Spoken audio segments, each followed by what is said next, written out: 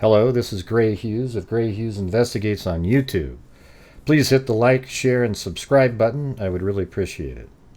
Back on November 22nd, I received an email from somebody who claimed to have an inside source to one of the surviving roommates, and they sent me some interesting emails. Now that an arrest has been made, I feel like I can share some of the information in that email. And I just want you to realize that I have no way of verifying anything that's in this email. So err on the side of it not being true, but keep it in your mind as something that possibly could have happened. Because of law enforcement keeping everything so close to the vest, we are left with speculating more than usual on these cases. But now that an arrest has been made, we know who the killer is. Bryan Kohberger. He's the alleged killer, let's put it that way. I think the DNA absolutely led back to him through genetic genealogy, something that on my channel I suggested almost at the very beginning of it. I didn't realize that the FBI had the rapid forensic genetic genealogy capability, although it seems like something that would be obvious that they would do. I'm actually wondering if that is the technology that I keep wondering how the FBI is able to track and find people. And I think in cases where there's DNA, they are almost certainly using forensic genetic genealogy in a rapid fashion to identify and track perpetrators. And that's just an opinion that I have based on a lot of the cases we've been covering recently, where it seems like they have extraordinary information and you wonder how in the hell did they get that. So in this email, this person is describing what they were told. So again, err on the side of it not being true, but keep it in your mind. Some of the elements in it sound true to me, and some of the questions that I've posed on my channel and speculation has been based on some of this information. So let's get started reading it right now. It starts off, one of the survivors saw a man come in as they were going to go out of their bedroom, meaning the roommates. Of course, it wasn't strange for people they didn't know to be there. That survivor didn't recognize the person and was already in their pajamas, so they didn't leave the room and locked the door and went to bed. The person they saw had like their shirt or turtleneck covering their mouth as though they had just come in from out of the cold. They didn't see their face, but the person had bushy eyebrows. And boy, isn't that what Bryan Kohberger has. They are keeping that information from the public as they don't want any retaliation from the perpetrator. The perpetrator did not see the survivor when they were going to leave their room. So that's why they weren't attacked, or the survivor who saw him wasn't attacked, because the killer, Bryan Kohberger, allegedly, didn't see her. They also said Jack, the ex-boyfriend, wasn't asleep, and this is based on what this person was told. Kaylee told Jack that she wanted a breakup. Jack was with a friend when Kaylee called, all those times, because she was trying to get Jack to come over. She was intoxicated. So she was persistent and made the statement about them sharing a dog, etc., etc. Jack's friend was teasing Jack about being, quote, pussy whipped, and that he didn't need to answer every time she called and played by her rules. So he didn't answer, and Maddie said, "We'll call you from my phone. He'll pick it up." But of course he didn't. They were playing lovers' games. Jack is very distraught and having some guilt and will need counseling, as it was told to this person that wrote me. He said if he had picked up or had gone over, they may all still be alive. Well, you also might not be alive yourself. So I understand the guilt that he would feel, to be honest with you. But he may have saved his own life by not going over there. He shouldn't feel guilty whatsoever. The survivors heard sounds or a fight or something, but stayed in their room and kept the door locked. They said that no one ever came to their door to try to come in. Now, were both of the surviving roommates, did they huddle up together in one room? Or are they referring to neither of their doors were locked on. I don't that, or are they referring to that neither of their doors were knocked on? And then back to the email. They called their friends and told them something happened and wanted to have them come over to check and see if something had happened. Then when Ethan was found, they all ran out of the house and called 911 and reported an unconscious person. They never saw the other three. So that's interesting. I think now it sounds like that the two surviving roommates were scared of what they had heard and merely called friends to come over. And when the friends came over, they're the ones that saw Ethan upstairs. Then they all bolted from the house and reported him as unconscious. And that makes way more sense than some of the stories that we're hearing about. Like, everybody's so concerned about, why didn't the roommates call, this and that and the other thing. The phone was one of the survivors' phones. They were too nervous, scared, etc. to call, and just handed whomever it was that called their phone. So doesn't that make a lot of sense right now? That the two roommates heard a lot of craziness, and when they finally got up, they were scared to go upstairs because they just heard a lot of stuff going on up there. Had some people come over. They went up and saw Ethan laying on the ground, and then they ran outside, and then one of the roommates that lived there maybe started to call 911 and said, "Oh my God, I can't do this," handed it to somebody else, and they completed the call. Makes a lot of sense to me.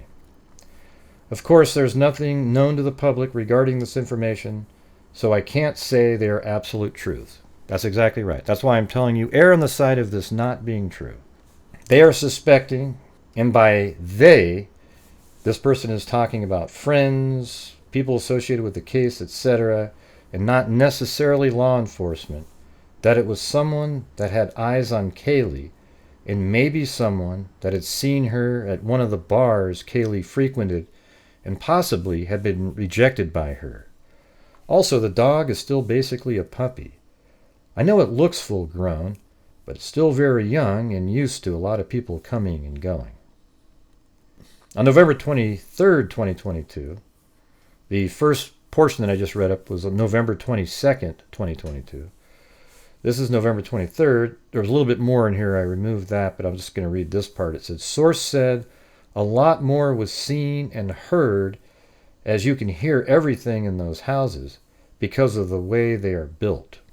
And so that sort of corresponds to what we've been saying, is that, when law enforcement said they got home at 1 o'clock in the morning, the two surviving roommates, and then they woke up late in the morning, they seem to be leaving out a bunch in between.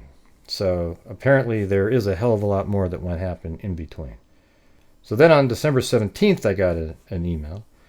The Jack that was rumored to go to Africa did not go to Africa.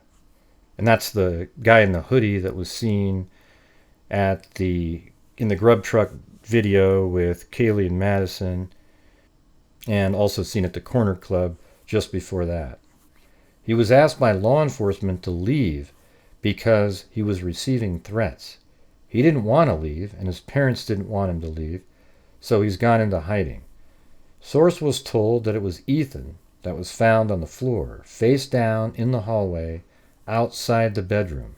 It is believed that Ethan was killed first, then Zena, and then up to kill the two girls. It was normal for Ethan to spend late nights with Zena, usually leaving between 3 and 4 a.m. He had to return to the frat house as it's against the rules to stay gone overnight. Zena would walk him out so she could lock the door behind him. It is believed that Ethan was headed out to go back to his frat house and encountered the perp as he was leaving and was stabbed immediately as the perp was surprised by Ethan. Zena was close behind and was surprised by what had happened, and then the perp and Zena had an encounter. Zena was close behind and was surprised by what had happened, and then the perp and Zena had an encounter. The perp grabbed her arm with one hand while pushing her back into the room while he stabbed her with the other, hence the defensive wounds. So I don't know if that's just an opinion there. That sounds a little too specific right there. But maybe that was told to one of the family members and then relayed. The perp continued looking for his target, which is believed to be Kaylee. He went upstairs and didn't realize that Maddie would be in the same bed and killed her too. So basically Ethan, Zena, and Maddie were collateral damage. And that's something we've talked about for a long time. They still believe it was some sort of a stalker or someone rejected, etc. Kaylee and Maddie used a campus service they have available to them to get home from the food truck. It's a service that's available to all students there. It wasn't an Uber or anything. And there was other YouTubers that have put out videos about that service, and it seems to verify that claim. Then it continues, they cannot make any arrests yet as they are waiting on DNA results. So they do have DNA. They are not releasing this info to the media or public, so the perp isn't alerted and have an opportunity to run or to kill himself perhaps. At the beginning of this case, I remember speculating that they had DNA, and that if they did have DNA, that they should deploy a rapid forensic genetic genealogy test and see if you can find who the perpetrator is using that. And apparently it took about a month or so for them to come up with a name, and then they started tracking this individual, which turns out to be Bryan Kohberger. Whoever found Ethan did see blood, but they thought maybe he had fallen, tripped, etc., and hit his head or something. They didn't know he had been stabbed. Everyone's silence is because they are protecting those that could be witness or under suspicion and throw off the killer. Well, the killer's been arrested now. Also, I believe there were a lot of people that had to sign a non-disclosure agreement, and that's why we haven't heard anything. Another thing is that the hoodie guy is one of their friends that was at the bar, and they left at the same time. He walked with them, but was broke and didn't want anything to eat. He stayed back away from them because he didn't want to be obligated to pay for their food because he's a guy. Their ride showed up. Then he left to return to his house or dorm, and it was close by. He went on foot and wasn't driving. So we've heard other things, that he lived right near Kaylee and Madison, but we don't really know exactly where this other Jack lived, okay? And, you know, he was somebody that was just attacked brutally over and over again because he was a hunter and all these different things. And, I mean, it was absolutely ridiculous. But thank you very much for watching, everybody. If you could hit that like, share, and subscribe button, that would be great. Just remember to take this information and err on the side of it not being true, but just keep it in your mind as a possibility. I found the information, it sounded credible to me, but I have no way of proving it. Therefore, err on the side of it not being true. So thank you very much for watching, and until next time, be safe out there.